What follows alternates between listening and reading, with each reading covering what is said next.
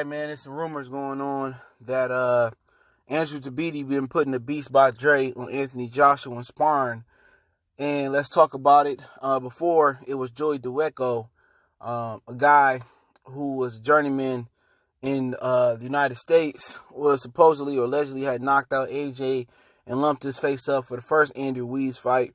Is this a cause for concern if Tabiti is beating the hell out of AJ, and why Tabiti makes sense as a sparring partner to begin with? Be back. Goodfellas Sports TV. Make sure to hit that subscribe button, bell icon button, share the video. Now, I've touched on why Tabiti is a good sparring partner, and people say, why is he sparring a cruiserweight for Andy Ruiz? Is because of the hand speed. All right, and obviously Andy Ruiz got good foot mobility too.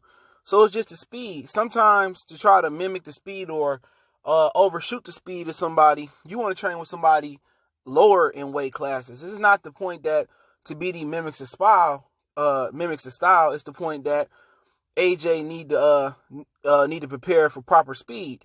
And he not trying to go speed for speed with Tabiti or speed for speed for Ruiz.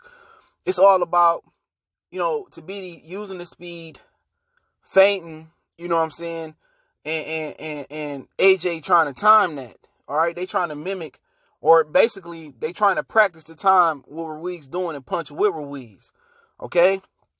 Now the headgear, that's something different. You know what I'm saying? Because they gonna have 10-ounce gloves on, and they might be sparring an 18-ounce glove. So he really can't do nothing about the impact of the blow.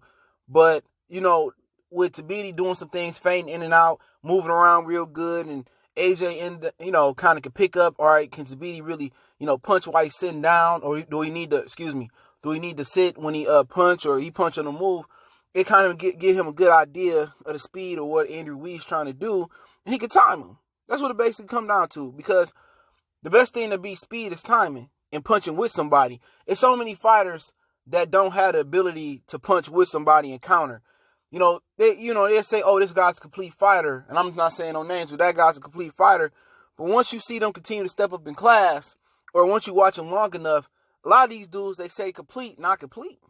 You know what I'm saying? They can't slip and consistently counter a guy and make a guy pay. They don't throw 3, 4, 5 punches. They don't take advantage of that. It's a lot of guys out here like that. It's only a handful of complete fighters out here. You know what I'm saying? I wouldn't even say a handful. I probably count on my fingers, without including my thumb, as many complete fighters. It's not too many. All right? And complete fighter don't mean you have to have an A+ across the board. You have to do things well, B level. I think that make you a complete fighter. But if Tabiti really beating his ass and sparring, and he getting the best of him, at least Tabiti don't pack that punch. All right? Tabiti is a guy that hit and move a lot, and had Tabiti learn how to sit in the pocket and slip and deliver, Tabiti might be on his way to the World Series of Boxing. The World Super Series Boxing Tournament Finals. That's the difference. When you don't know how to utilize to catch and shoot in the pocket or operate in the pocket, and you a boxer and you don't want to fight on the inside, look here, you got to have 2 or 3 to be a successful boxer. All right? You got to either fight on the outside or fight in the pocket, or you got to be able to fight on the inside. If you only got one, you're not going to be an elite fighter. Now, if they had 1 or 2 titles, you're not going to be elite. But 4 titles, mastering one, or being good at one of them, you would be a champion. But you got to be good at least 2 of the 3.